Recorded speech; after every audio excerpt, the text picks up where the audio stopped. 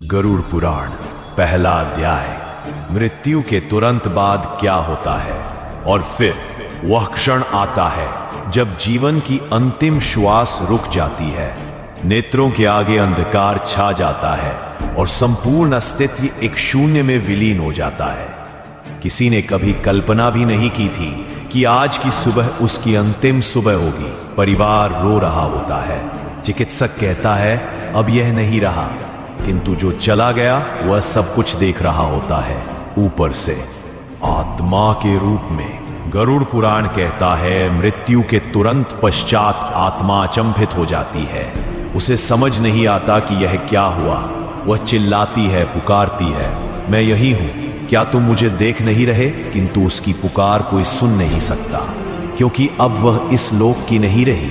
उस क्षण वह जिनसे सबसे अधिक प्रेम करती थी उन्हें छूने का प्रयास करती है, अपने बच्चों को गले लगाना चाहती है, अपनी मां का हाथ पकड़ना चाहती है, परंतु हर बार वह केवल वायु को स्पर्श करती है। और यही होता है मृत्यु का सबसे बड़ा दुख, जैसे जीवित होकर भी मर चुका हो। तभी एक भीषण ठंडक का आभास होता है और उसके समक्ष प्रकट होते हैं यमदूत, काले, विकराल, आंखों में अग्नि, हाथों में लोहे की जंजीरें, और वे कहते हैं चलो अब तुम्हारे कर्मों का लेखा जोखा होगा। वहीं से आरंभ होती है आत्मा की वास्तविक यात्रा, जहां कोई संबंध काम नहीं आते, ना धन ना नाम, केवल तुम्हारे कर्म जो एक एक अक्षर की भांति ब्रह्मांड में अंकित है। मृत्यु अंत नहीं है, यह एक नया द्वार है जिसके उस पार केवल सत्य है, निर्दयी, अडोल, अपरिहार्य सत्य, जहां हर जीव को उतरना ही पड़ता है, चाहे वह राजा हो या रंक। यह था गरुड़ पुराण का पहला सत्य। गरुड़ पुराण दूसरा अध्याय।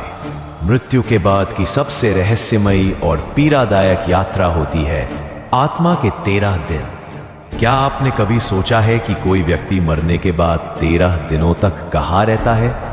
वो आत्मा क्या देखती है, क्या महसूस करती है?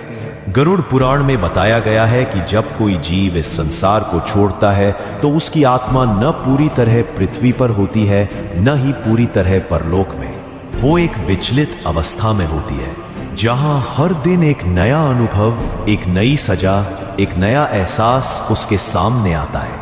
पहले दिन आत्मा अपने निर्जीव शरीर को देखती है, उसे समझ ही नहीं आता कि वो मर चुकी है। दूसरे दिन वो अपने प्रियजनों की चीखें सुनती है पर कुछ कर नहीं पाती। तीसरे से 5वें दिन तक उसे अपने कर्मों का हिसाब याद आने लगता है। वो हर उस पल को दोबारा जीती है जहां उसने किसी का दिल दुखाया था।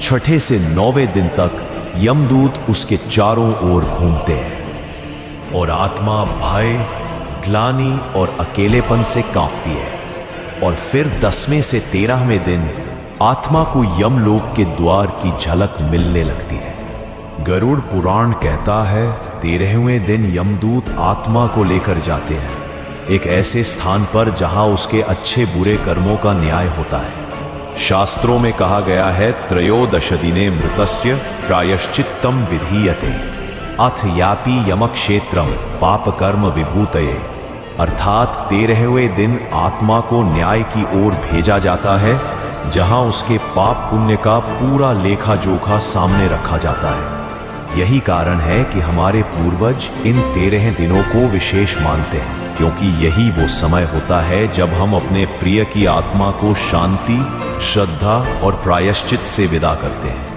यह सिर्फ परंपरा नहीं, एक दिव्य जिम्मेदारी है। और अब इस यात्रा का अगला चरण है यमलोक का पहला द्वार, जहां आत्मा अपना पहला निर्णय सुनती है। क्या उसे नरक भेजा जाएगा या मिलेगा दूसरा अवसर?